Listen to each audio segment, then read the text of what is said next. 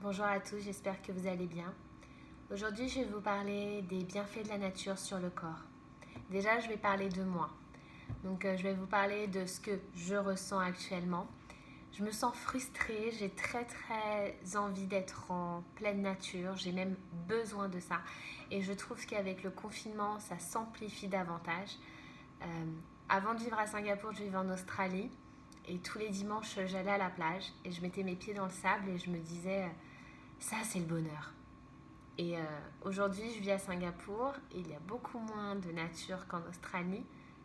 Et en plus, l'endroit où je vis, il n'y a même pas de parc pour se poser et se ressourcer. Alors, je ne dis pas que je vais le faire, étant donné que nous sommes confinés, mais même avant le confinement, je n'ai pas eu l'opportunité d'être en contact avec la nature.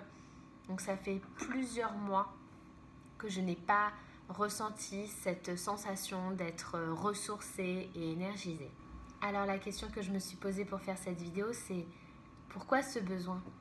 Pourquoi ai-je besoin d'être en pleine nature?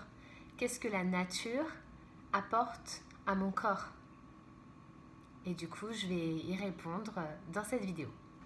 Alors déjà, se promener en pleine nature, ça permet de s'oxygéner. Ça diminue le taux de cortisol. Le cortisol, c'est l'hormone du stress.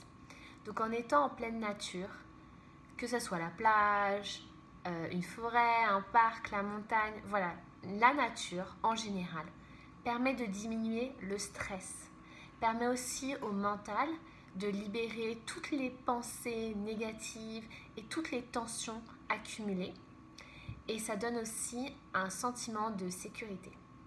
Donc être en pleine nature améliore cette sensation de bien-être également. Pourquoi?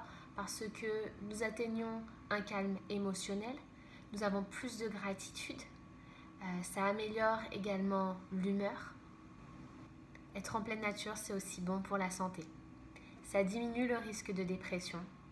Ça diminue également les maux de tête, mais aussi ça renforce le système immunitaire. Ça a des effets positifs sur le rythme cardiaque et sur la tension artérielle.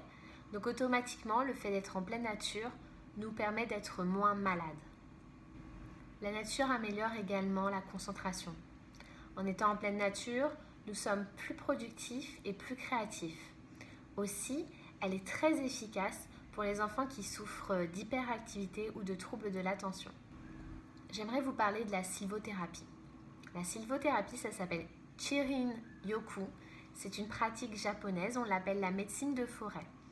Pourquoi? Parce que les gens vont en forêt ou dans des parcs où il y a de grands arbres et vont solliciter leurs cinq sens.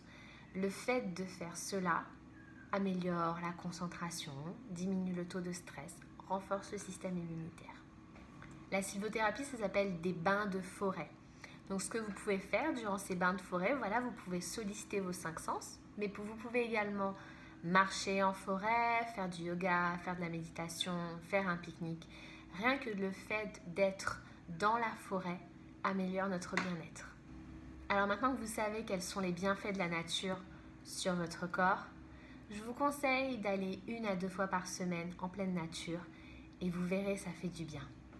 Si vous n'avez pas de forêt, montagne ou mer près de chez vous, rien que de se promener dans un parc, ça fait tout autant de bien.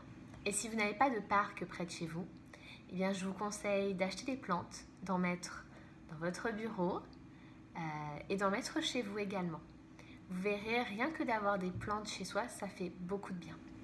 Et disons que dans la situation actuelle dans laquelle nous sommes tous confinés, donc toutes ces activités ne sont pas possibles à faire.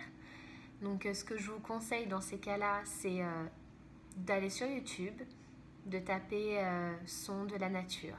Et je suis sûre que vous trouverez une panoplie de sons à écouter, que ce soit les bruits des vagues, le chant des oiseaux. Et je vous assure que c'est très relaxant. Aussi, ce que vous pouvez faire, vous pouvez imprimer ou bien mettre une image en fond d'écran d'un arbre, d'une forêt, de la mer, de quelque chose qui résonne en vous et qui vous apaise. Donc voilà, n'hésitez pas à partager cette vidéo si elle vous a plu. Et si vous avez des questions, eh bien, envoyez-moi un message privé. À bientôt!